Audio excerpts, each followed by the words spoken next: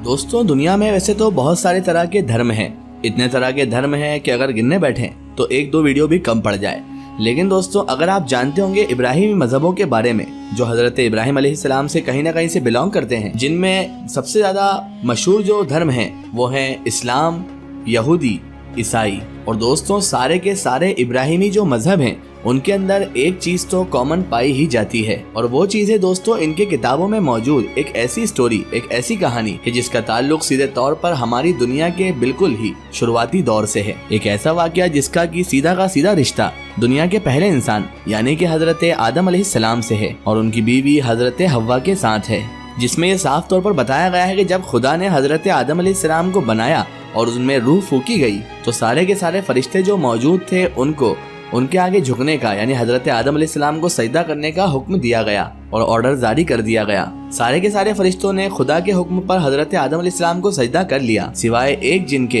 कि जिसका नाम इब्लीस था। इब्लीस ने कहा, मैं तो आग से बना हूँ, जबकि आदम को तो मिट्टी से बनाया गया है, तो मैं उससे बढ़तर हूँ, तो भला मैं उसको सजदा कैसे कर सकता हूँ। इसी गुरूर और घमंड की वजह से और इसी खुली खुली बगावत की वजह से उसको खुदावंदे करीम की बारगाह से हमेशा हमेशा के लिए बेदखल कर दिया गया। उसके बाद इब्लीस नामी इसी शैतान ने अल्लाह तबारक व ताला से उसी के बंदों को कयामत तक बहकाने की मोहलत मांग ली और ऐसी ताकत भी तलब की जो उसे खुदा की तरफ से दे दी गई थी। और तब से ही लगातार इब्लीस नामी ये शैतान कयामत तक के लिए अपने काम पर लग गया था। लोगों को बरगलाने के लिए, बहकाने के लिए, उन्हें गुमराह करने के लिए इसका काम चालू हो गया था। बिल्कुल शुरुआती दौर से ही इब्लीस ने इंसानों को बहकाना, उन्हें गुमराह करना शुरू कर दिया था। सबसे पहले तो इब्लीस, जिसे हम शैतान के नाम से भी जानते हैं, उसने सबसे पहले जाकर जन्नत में रह रहे इस दुनिया के पहले इंसान हजरत आदम अलैहिस्सलाम और उनकी बीवी माँ हव्वा को ही बहका दिया था, जिसकी वजह से उनको जन्नत से निकलना पड़ा था। बहरहाल नाज़रीन मोहतरम, ये वाक़या तो आप सभी जानते हैं। उसके बाद दुनिया में शैतान ने सबसे पहले,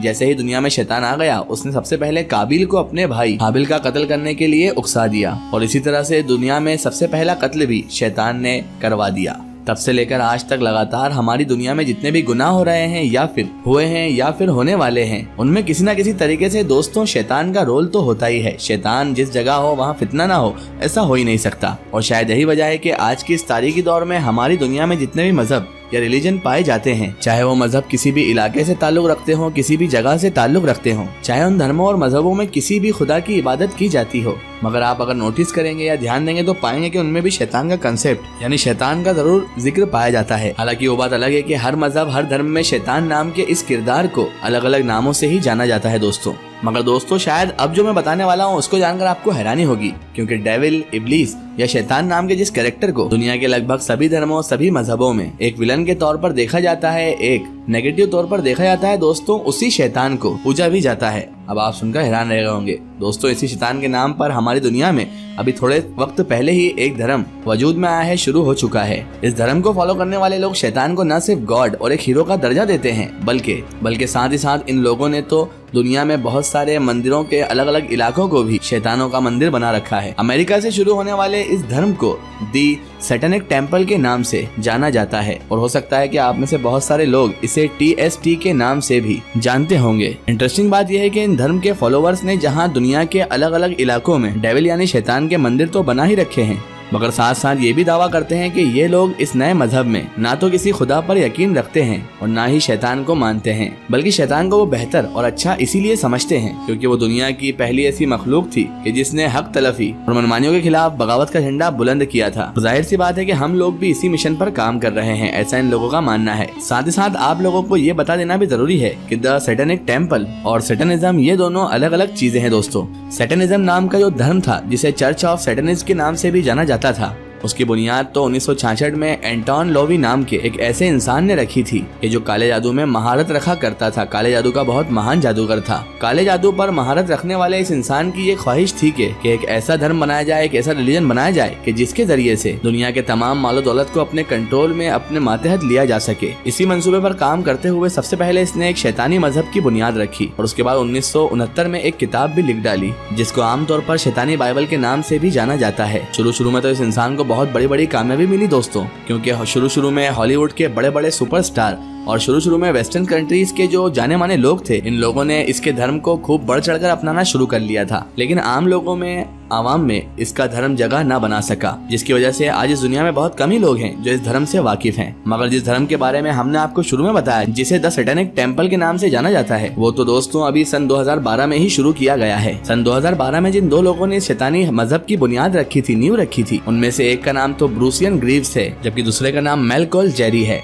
इसके अलावा दोस्तों हम आपको बता दें कि इस नए धर्म को बनाने में सबसे बड़ा किरदार अमेरिका के एक पूर्व राष्ट्रपति यानी कि जॉर्ज डब्ल्यू बुश और उनके सपोर्टर्स ने किया था। यही वजह है कि इस धर्म को शुरू हुए अभी भले ही कुछ ही साल गुजरे हैं, मगर इसकी तरक्की का आलम यह है कि आज के इस जदीद दौर में कनाडा, ऑस्ट्रेलिया, यूके और इस तरह की बहुत सारी बड़ी बड़ी कंट्रीज की बड़े बड़े शहरों में, बड़ी बड़ी सिटीज में इस धर्म के सेंटर भी मौजूद हैं। मगर हाँ, इस धर्म का जो हेडक्वार्टर है वो आज भी अमेरिका में ही मौजूद है। दोस्तों सन 2012 में शुरू होने वाले इस नए धर्म का जो अलामती निशान है, यानी जो सिंबल है, दरअसल बापूमत नाम का एक ऐसा फरिश्ता है जो दिखने में बड़ा अजीबो गरीब है और इसका सर भी बकरे का ही होता है। ऐतिहासिक किताबों से तो यही पता चलता है कि बाफूमत नाम का ये वही देवता है कि जिसकी पूजा एक मशहूर दौर में इतिहास का एक मशहूर ग्रुप यानी कि नाइट टेम्पलार्स किया करते थे। दी सैटेनिक नाम के इस नए धर्म में जितने भी रूल्स बनाए गए हैं, नियम कानून बनाए गए हैं, उन सभी में लगभग इंसानों की आजादी पर ज्यादा से ज्यादा जोर दिया गया है। दोस्तों इस धर्म के फॉलो करने वाले लोगों का ये मानना है दोस्तों कि हमारी दुनिया में दरअसल जो शादी का कंसेप्ट चल रहा है, यानी दो लोगों के बीच जो शादी की जाती है, लड़का लड़की की जो शादी की जाती है, इसको हम लोगों को अब पूरी तरीके से खत्म ही कर देना चाहिए। वो इसलिए कि हमारी दुनिया में और भी बहुत सारे दूसरे तरीके के जो रस्मो रिवाज, पुराने रस्मो रिवाज पाए जाते हैं, उन्हीं की तरह शादी करना भी सिर्फ एक रस्मो रिवाज है और बहुत सारे पुराने रस्मो रिवाज की तरह इसको भी अब दुनिया से खत्म हो जाना चाहिए।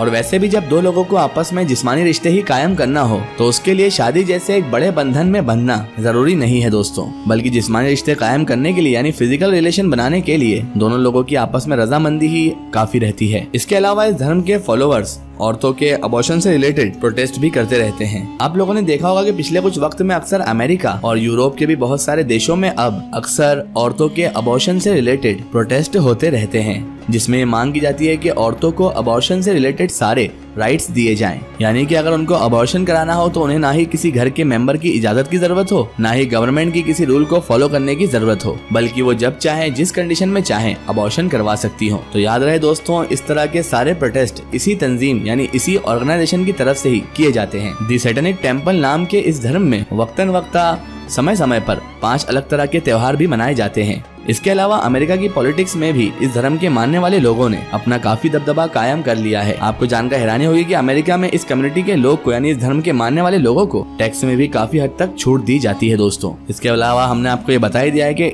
अमेरिका का पॉलिटिक्स भी इस कम्युनिटी को फूलने फलने की बहुत ज्यादा इजाजत दे रहा है। फिलहाल आपकी इस बारे में क्या राय है, कमेंट सेक्शन में जरूर बताएं। आज की इस वीडियो में बस इतना ही। अगर ये वीडियो आपको पसंद आई है तो इसे ज्यादा से ज्यादा शेयर कीजिए, इसे अपने फ्रेंड सर्कल, अपने रिश्तेदारों तक जरूर पहुंचाएं। इसी तरह की इन्फॉर्मेटिव और हिस्टोरिकल वीडियो के लिए हमारे चैनल SK नेटवर्क को फॉलो करें और पास में दिए गए घंटी के आइकन को जरूर दबाएं ताकि हमारी आने वाली हर नई वीडियो की नोटिफिकेशन आप सभी तक पहुंचती रहे।